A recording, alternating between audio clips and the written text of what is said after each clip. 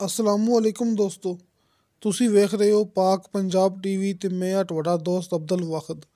ਦੋਸਤੋ ਮਾਸ਼ਾਅੱਲਾ, ਅੱਜ ਮੈਂ ਤੁਹਾਡੇ ਵਾਸਤੇ ਇਹ 5000 ਕਨਾਲ ਇਹ ਜ਼ਰਈ ਜ਼ਮੀਨ ਦੀ ਵੀਡੀਓ ਲੈ ਕੇ ਹਾਜ਼ਰ ਹੋਇਆ। ਇਨਸ਼ਾਅੱਲਾ ਉਮੀਦ ਹੈ ਕਿ ਤੁਹਾਨੂੰ ਇਹ ਬੜੀ ਪਸੰਦ ਆਵੇਗੀ। ਦੋਸਤੋ, ਇਹ 5000 ਕਨਾਲ ਜ਼ਮੀਨ ਹੈ ਤੇ ਜ਼ਮੀਨ ਮੁਕੰਮਲ ਆਬਾਦ ਹੈ।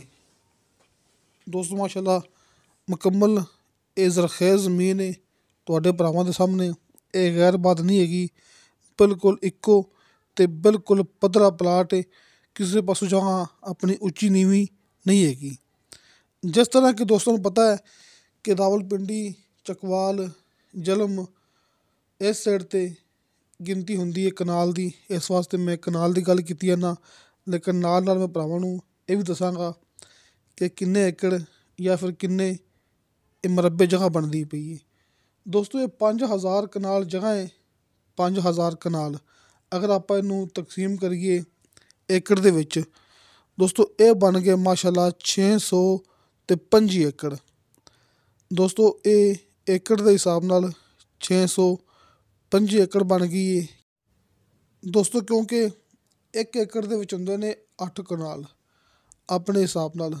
ਅਗਰ ਕਿਸੇ ਦੋਸਤ ਨੇ 9 ਕਨਾਲ ਆਪਣੇ ਹਿਸਾਬ ਲਗਾਉਣਾ ਹੈ ਤਾਂ ਉਹ ਇੱਕ ਅਲੱਗ ਗੱਲ ਹੈ, ਲੇਕਿਨ ਆਪਣੇ ਹਿਸਾਬ ਨਾਲ ਹੁੰਦੇ ਨੇ 8 ਕਨਾਲ, ਕਿਉਂਕਿ ਸਾਡੇ ਸਾਈਡ 'ਤੇ ਹੁੰਦੇ ਨੇ 8 ਕਨਾਲ ਫੀ ਏਕੜ ਦੇ ਵਿੱਚ। ਅਤੇ ਇਸ ਹਿਸਾਬ ਨਾਲ ਬਣ ਗਈ ਜ਼ਮੀਨ ਆਪਣੀ 625 ਏਕੜ।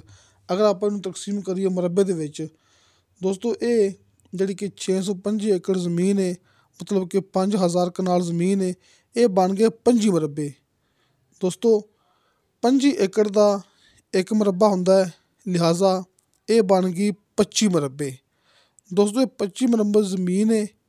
25 ਮੁਰੱਬੇ ਜ਼ਮੀਨ ਭਰਾਵਾਂ ਦੇ ਸਾਹਮਣੇ ਮੁਕੰਮਲ ਜ਼ਰਖੇਜ਼, ਮੁਕੰਮਲ ਆਬਾਦ ਜ਼ਮੀਨ ਹੈ। ਵਿੱਚ ਇੱਕ ਦੋ ਡੇਰੇ ਬਣੇ ਹੋਏ ਨੇ ਮਾਸ਼ਾਅੱਲਾ। ਬੜਾ ਹੀ ਇਹ ਬਿਹਤਰੀਨ ਪੁਆਇੰਟ ਆਪਣੇ ਕੋਲ, ਬੜਾ ਹੀ ਖ਼ਾਸ ਮੌਕਾ ਹੈ। ਦੋਸਤੋ, ਕੰਪਿਊਟਰਾਈਜ਼ ਰਿਕਾਰਡ ਹੈ, ਜ਼ਮੀਨ ਵਿਰਾਸਤੀ ਹੈ, ਸਰਕਾਰੀ ਰਾਸਤਾ ਮੌਕੇ ਤੱਕ ਕੇ ਜ਼ਿਲ੍ਹਾ ਚਕਵਾਲ, ਤਹਿਸੀਲ ਤਿਲਾ ਕੰਗ, ਜਿਹੜਾ ਕਿ ਆਪਣਾ ਸੀ ਪੈਕ ਇੰਟਰਚੇਂਜ। ਦੋਸਤੋ, ਸੀ ਪੈਕ ਇੰਟਰਚੇਂਜ ਦੇ ਇਹ ਜਿਹੜੀ ਜ਼ਮੀਨ ਹੈਗੀ ਹੈ, ਇਹ ਡਾਕਟਰ ਸਾਹਿਬ ਦੇ ਕਹਿਣ ਦੇ ਮੁਤਾਬਕ ਇੰਤਹਾਈ ਕਰੀਬ ਹੈ।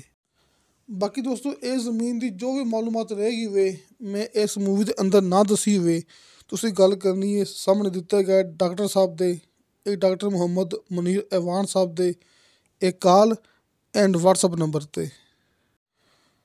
ਇਸ ਤੋਂ ਇਲਾਵਾ ਦੋਸਤੋ, ਅਗਰ ਆਪਾਂ ਗੱਲ ਕਰੀਏ ਪਾਣੀ ਦੀ, ਦੋਸਤੋ ਪਾਣੀ ਦਾ ਲੈਵਲ ਹੈਗਾ ਨੀਚੇ 40 ਫੁੱਟ। ਦੋਸਤੋ, ਨੀਚੇ 40 ਫੁੱਟ ਤੋਂ ਬਾਅਦ ਬਿਲਕੁਲ ਨੀਚੇ ਮਿੱਠਾ ਪਾਣੀ ਆ ਜਾਂਦਾ ਹੈ। ਦੋਸਤੋ, ਹੁਣ ਆਪਾਂ ਗੱਲ ਕਰਾਂਗੇ ਇਹ ਜ਼ਮੀਨ ਦੀ ਡਿਮਾਂਡ ਦੇ ਬਾਰੇ 'ਚ। ਦੋਸਤੋ, ਅਗਰ ਆਪਾਂ ਡਿਮਾਂਡ ਕਰੀਏ ਕਨਾਲ ਦੇ ਹਿਸਾਬ ਨਾਲ, ਤਾਂ ਇਹਦੀ ਡਿਮਾਂਡ ਹੈ ਫੀ ਕਨਾਲ 36000 ਰੁਪਇਆ। ਅਗਰ ਆਪਾਂ ਡਿਮਾਂਡ ਕਰੀਏ ਏਕੜ ਦੇ ਹਿਸਾਬ ਨਾਲ, ਤਾਂ ਇਹਦੀ ਡਿਮਾਂਡ ਹੈ ਫੀ ਏਕੜ 2,88,000 ਰੁਪਇਆ। ਮਤਲਬ ਕਿ 36000 ਫੀ ਕਨਾਲ ਦਾ ਅਤੇ 2,88,000 ਫੀ ਏਕੜ ਦਾ। ਇਸ ਤੋਂ ਇਲਾਵਾ ਇਹ ਜ਼ਮੀਨ ਦੀ ਮਜ਼ੀਦ ਲੋਕੇਸ਼ਨ ਮੌਜ਼ਾ ਕੀ ਹੈ, ਮਜ਼ੀਦ ਲੋਕੇਸ਼ਨ ਤੁਸੀਂ ਉਹ ਸਮਝਣ ਵਾਸਤੇ ਇਹ ਡਾਕਟਰ ਸਾਹਿਬ ਦੇ ਨੰਬਰ 'ਤੇ ਕਾਲ ਕਰ ਸਕਦੇ ਜੀ।